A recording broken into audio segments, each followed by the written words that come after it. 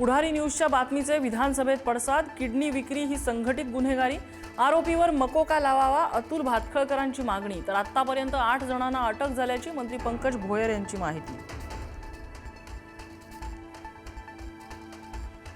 मालीगाव पालिकेवरील वादाचे ढग कायम। पालिकेच्या विद्युत विभागात सामूहिक नमाज पठण, तर नमाज पठणानंतर भाजपासह हिंदुत्ववादी संघटना आक्रमक। हनुमान चालीसा पठण करत केलं शुद्धीकरण।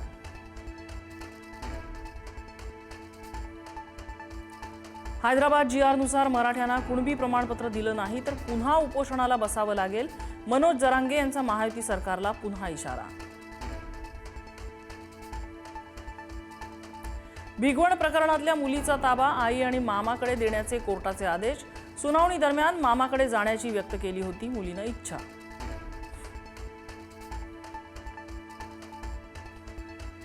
अंबादास दानवेंनी केलेले आरोप बिनबुडाचे। दानवेंवर अब्रू नुकसानीचा दावा करणार खासदार संदीपान भुमरेंचा इशारा।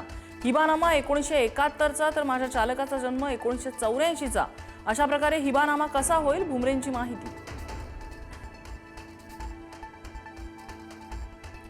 अजितदादा अपघात प्रकरणी डीजीसीए विरोधात एफआयआर करून घ्यायला मरीन ड्राईव्ह पोलिसांचा नकार।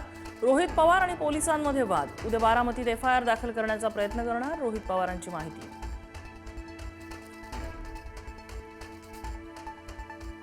28 जानेवारीच्या दिवशीच डीजीसीए कडून व्हीएसआरला क्लीन चिट देण्याचा पहिला प्रयत्न, रोहित पवारांचा आरोप।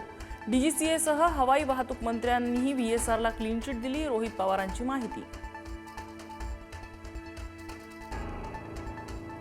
प्रत्येक विमानाचं ऑडिट व्हायला पाहिजे, वाढत्या विमान अपघातांवर सुप्रिया सुळेंचं भाष्य।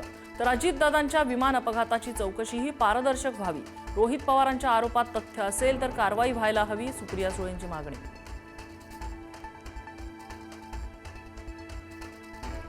मुंबई पालिकेचा 80,952 कोटींचा अर्थसंकल्प सादर। गेल्या वर्षीपेक्षा यंदा 6,525 कोटी रुपयांची वाढ। ठाकरेंच्या ठेवी महायुती मोडणार असल्याचं अर्थसंकल्पातून स्पष्ट। मुंबईतील प्रदूषणावर विधिमंडळात चर्चा। प्रदूषण कमी करण्यासाठी सरकारकडे कोणत्या उपाययोजना, अनिल परबांचा सवाल। तर गेल्या वर्षीपेक्षा यंदा मुंबईत प्रदूषण कमी असल्याचा पर्यावरण मंत्र्यांचा दावा।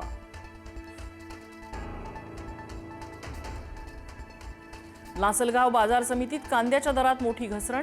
कांद्याला प्रति क्विंटल अवघे 500 ते 800 रुपये दर। कांदा उत्पादक शेतकरी आक्रमक, लिलाव पाडले बंद। कल्याणला लोकलमध्ये महिलांचे केस ओढत मारहाण। महिलांच्या डब्यात चढताना तरुणीचे केस ओढले। कल्याणहून बदलापूरला जाणाऱ्या लोकलमधला प्रकार।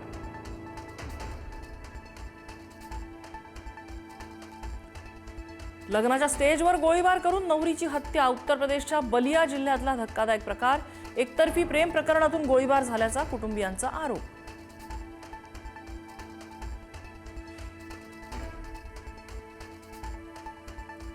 ओडिशाच्या कटकमध्ये खाण उपसंचालकांना 30,000ची लाच घेणं पडलं महागात। लाच घेताना रंगेहात पकडल्यानंतर अधिकाऱ्यांकडेही सापडलं घबाड। 4 कोटीहून अधिक रोकड, लाखोंचं सोनंही जप्त।